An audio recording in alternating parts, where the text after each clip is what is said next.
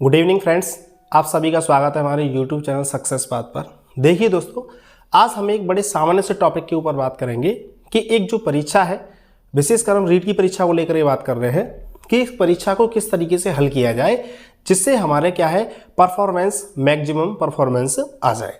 देखो दोस्तों, इसमें छोटी मोटी बात हम क्लियर कर लेते हैं कि अभी देखो जितने भी विद्यार्थी हैं ये सोच रहे होंगे कि मेरा सिलेबस नहीं हुआ, मेरा ये सिलेबस नहीं हुआ, मेरा ये रह गया, मेरा वो छूट गया। तो देखो ये तो आपका चलता रहेगा। जो रीट का टॉपर भी निकल के आएगा ना, जो रीट का टॉपर भी निकल के आएगा उसका भी सिलेबस कंप्लीट नहीं हुआ होगा, उससे आप बात करके देख लेना। तो हम फिलहाल में ये देखते हैं कि जो भी हमारे पास मटेरियल है, जितना भी हमने तैयार किया है, उसके अनुसार हमको पेपर को कैसे हल करना है। तो लगातार आप इस वीडियो में बने रहें, बिना स्किप किए इस वीडियो को देखना, जिससे आपको पूरा के पूरा सॉल्यूशन मिल जाएगा कि एक परीक्षा को सॉल्व करने का एक अच्छा तरीका क्या होता है। तो देखिए दोस्तों, कोई भी पेपर हो उसमें दो टाइप के क्वेश्चन आते हैं। पहला टाइप होता है फैक्चुअल एंड दूसरा रहता है अंडरस्टैंडिंग बेस्ड। तो पहला तो फैक्चुअल टाइप के क्वेश्चन आते हैं, दूसरे आते हैं अंडरस्टैंडिंग। अब देखो क्या है कि फैक्चुअल टाइप के जो क्वेश्चन हैं उनमें हम विद्यार्थी हैं जो भी जिनकी तैयारी नहीं है, जिनका क्वेश्चंस को उनको मालूम नहीं है, उनका कोई भी उनका सॉल्यूशन है नहीं। तो फैक्चुअल टाइप के क्वेश्चन तो आपको इजी में छोड़ देने चाहिए, वहाँ तो आपको ज़्यादा दिमाग लगाने की आवश्यकता है नहीं, क्योंकि फैक्चुअल टाइप में आप कहाँ से फैक्ट लेके आओगे। जैसे किसी का आंसर सन 1930 है तो उसका आंसर सन 1930 ही रहेगा। आपको ये तो याद नहीं है तो उसको नहीं कर पाओगे। अब दूसरा टाइप बताया मैंने, जो पेपर में क्वेश्चन पूछे जाते हैं वो है अंडरस्टैंडिंग बेस्ड करके। अब देखो पेपर में कई सारे जो क्वेश्चंस हैं वो अंडरस्टैंडिंग बेस्ड आते हैं। अंडरस्टैंडिंग से मतलब ये है कि कथन लिखे रहते हैं और कथन में से ये पूछा जाता है, जैसे 4 कथन दिए गए और 4 में से ये पूछा जाता है कौन सा कथन सत्य नहीं है। ऑफकोर्स मतलब 3 सत्य है और चौथा सत्य नहीं है। अब देखिए, भले ही वो टॉपिक हमने नहीं पढ़ा है, चाहे वो किसी भी टाइप का टॉपिक हो जिससे हम बिल्कुल अनटच हैं, इसमें आपको क्या करना है, कैसे समझना है, ऐसे क्वेश्चन को आप कैसे निकालोगे कि जो 3-4 सेंटेंसों को आप पहले तो अच्छे से पढ़ें, जो भी ऑप्शन दे रखा है उनको अच्छे से पढ़ें, 1 2 3 4 चारों को अच्छे से पढ़ें और देखें कि 3 है वो किसी एक बात को कह रहे होंगे और चौथा एक सेंटेंस है जो बिल्कुल अलग बात कह रहा होगा या नेगेटिव बात कह रहा होगा। अब देखो, जो अलग है वही आपका क्या माना जाएगा, आंसर माना जाएगा। तो इस प्रकार से पेपर में काफ़ी सारे क्वेश्चंस को आप मतलब अपना माइंड लगा करके निकाल सकते हैं। और देखिए क्या होता है और अंडरस्टैंडिंग बेस्ड कैसे है। अंडरस्टैंडिंग बेस्ड क्वेश्चन मिलेंगे आपको ज्योग्राफी के अंतर्गत। जैसे आपसे पूछा कि निम्न नदी की जो बहाव है वो मतलब या कौन सी जाके मिलन होती है, मतलब कहाँ जाकर के गिरती है, ऐसा क्वेश्चन पूछा। अब आपने क्या है कि उस नदी के कभी मिलन को कभी याद नहीं किया कि जो नदी है वो कहाँ जाकर के मिलती है, इसको कभी आपने कभी नहीं याद किया। तो आप इसको कैसे सॉल्व करेंगे। यार आपको छोटा मोटा भी याद है कि यार ये नदी उस एरिया से निकलती है, जैसे अरावली के पश्चिम से निकल रही है या अरावली के पूर्व से निकल रही है। जैसे अरावली की पश्चिम से निकल रही है तो सिंपल सी बात है, जितनी भी नदियां हैं जो अरावली के पश्चिम से निकल रही हैं वो अपना जो पूरा का पूरा पानी कहाँ लेके जाएंगे, पश्चिम में ही लेके जाएंगे, है ना, क्योंकि पहाड़ आ गया बीच में तो कैसे क्रॉस करेंगे, ठीक है ना। ये आपकी अंडरस्टैंडिंग होनी चाहिए।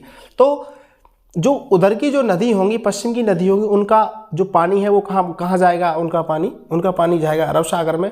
और जो नदियाँ आपके पूर्वी भाग से बह रही हैं, तो क्या जैसे कि बनास पूर्वी भाग से बहती है और किसी विद्यार्थी को ये नहीं पता है कि भाई बनास का पानी है वो कहाँ जाकर के गिरता है। अब देखो, बनास पूर्वी भाग से बह रही है तो पूर्वी के बाद मैं आपको बता दूं बनास का पानी आता है बंगाल की खाड़ी में। ये कैसे आता है इस बात को थोड़ा सा समझ लें आप कि बनास पानी को देती है चंबल में, चंबल देती है किसको, यमुना में, और यमुना उस पानी को कहाँ देती है, गंगा नदी में, और गंगा नदी के बाद हमारा कहाँ पहुँच जाता है, बंगाल की खाड़ी में। इस तरीके से पानी पहुँच जाता है। तो आपको हल्की सी अंडरस्टैंडिंग देखनी है कि ये कहाँ से क्वेश्चन पूछा है, कौन से एरिया से क्वेश्चन आपसे पूछा गया है। जैसे कई बार ऐसे क्वेश्चन आते हैं, निम्न से कौन सा पड़ोसी स्टेट्स है या पड़ोसी स्टेट्स नहीं है। अब सिंपल सी भाषा में समझने की कोशिश कीजिए कि पड़ोसी स्टेट्स को आप ढंग से पढ़ेंगे तो कोई ना कोई इतना डिफरेंट लिख रहा होगा कि ये पूरब में नहीं भाई, ये मतलब पश्चिम में है। तो आपको क्या करना है, एक साइकोलॉजी का जो सिद्धांत है मैं आपको बता दूं, वो साइकोलॉजी का सिद्धांत जो वर्दीमन, कॉलर और कॉफा ने दिया था, इनसाइड थ्योरी ऑफ लर्निंग। मतलब अंतर्दृष्टि सिद्धांत को पूरा का पूरा फॉलो करना है कि किसी भी क्वेश्चन का आंसर देने से पहले उसके 4 ऑप्शन अच्छे तरीके से पढ़ लेते हैं। अच्छा, इसमें कहीं नहीं तो नहीं दिया गया, इस बात को आप अच्छे तरीके से पढ़ लें, क्योंकि कई बार हमसे क्वेश्चन हाँ या ना में से हो जाता है कि निम्न से कौन सा नहीं है और हम पढ़ के चले जाते हैं है। ठीक है ना, तो इस बात को आप अच्छे से पढ़ लें। उसके बाद आपको छोटा मोटा उसके बारे में जो भी आपको याद है या आपको जो भी पता है उसके आधार पर उसका क्वेश्चन निकालने की आप कोशिश करें। इस तरीके से आपका क्वेश्चन निकल जाएगा। ठीक है, उसके बाद भी यदि आपके क्वेश्चन निकलने में कोई दिक्कत आती है, क्वेश्चन नहीं होते हैं, तो आपको इतना पैनिक होने की जरूरत नहीं है। ये जो रीट की परीक्षा है आपके जो भी 90 नंबर के आसपास हैं वो आपके इजी वे में आ जाएंगे। एक और मैं आपको बता दूं, कुछ विद्यार्थी मेरे से ये पूछ रहे हैं, उनके कॉल्स वगैरह आए मेरे लिए कि सर ये बताइए कि पेपर को सॉल्व करने का तरीका क्या होना चाहिए, कि पहले नंबर पर हम कौन सी सब्जेक्ट को सॉल्व करें, दूसरे नंबर पर कौन सी सब्जेक्ट को सॉल्व करें। तो देखो, मैं आपको सिंपल सी भाषा में बात बता दूं, जो सब्जेक्ट को आप बहुत अच्छे तरीके से जानते हो उसे आप पहले नंबर पर सॉल्व करें।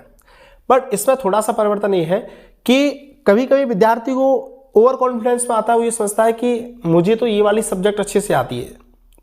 ये वाली का मतलब है, जैसे कोई कहेगा मेरे को मैथ्स बहुत अच्छे तरीके से आता है, कोई ये कहेगा मेरे को साइकोलॉजी बहुत अच्छे तरीके से आती है। तो मैं आपको बता दूं, पेपर को आप साइकोलॉजी और मैथ्स से स्टार्ट मत करना। बहुत से विद्यार्थी करते हैं, मुझे वो उनका तरीका अच्छा नहीं लगता और बाद में मुझे ऐसा पता चलता है कि वो उनका तरीका रियल में अच्छा नहीं था। अब देखो क्या करना है आपको, जो मेरे अनुसार जो तरीका है, जो मैं अपनाता हूँ, और मुझे क्वेश्चन पेपर को मैं पेपर से कम आधे घंटे पहले उसको सॉल्व कर लेता हूँ। उसका तरीका क्या है, जैसे कि पेपर में आपकी हिंदी आएगी तो सबसे पहले आप हिंदी को सॉल्व करें। दूसरे नंबर पर आपकी संस्कृत आएगी, संस्कृत लैंग्वेज को आप सॉल्व करें।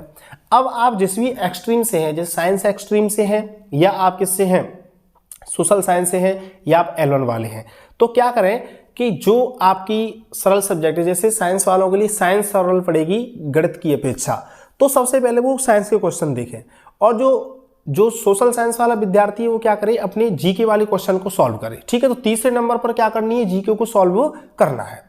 उसके बाद सबसे एंड में क्या करना है, आपको साइकोलॉजी को हल करना है। किसको हल करना है, साइकोलॉजी को। क्योंकि मैं आपको बता दूं, साइकोलॉजी को हम पूरी साल पढ़ते हैं, सारे लोग साइकोलॉजी को पढ़ाते भी अच्छे तरीके से हैं, बहुत से टीचर है बहुत अच्छा प्रयास कर रहे हैं। ठीक है ना, लेकिन क्या होता है कि साइकोलॉजी में 2 तरीके के क्वेश्चन है। वही बात है, एक तो आता है फैक्चुअल टाइप का क्वेश्चन, एक आता है अंडरस्टैंडिंग टाइप का क्वेश्चन। देखो, यदि फैक्चुअल टाइप का क्वेश्चन आया और आपको याद है, जैसे बुद्धि का सिद्धांत, एक तत्व सिद्धांत किसने दिया, आपने बता दिया, विनय ने दिया। ठीक है, तो ये क्वेश्चन तो आपसे निकल जाएगा। यदि इसको घुमा फिरा के किसी प्रकार से एक अंडरस्टैंडिंग का लेवल इसका बना दिया तो आपसे क्वेश्चन सॉल्व होने में दिक्कत आएगी। और दूसरी बात, पढ़ने में दिक्कत आएगी, उसको समझने में आपको दिक्कत आएगी, तो आपका जो टाइम है काफ़ी सारा यहीं पर आपका चला जाएगा।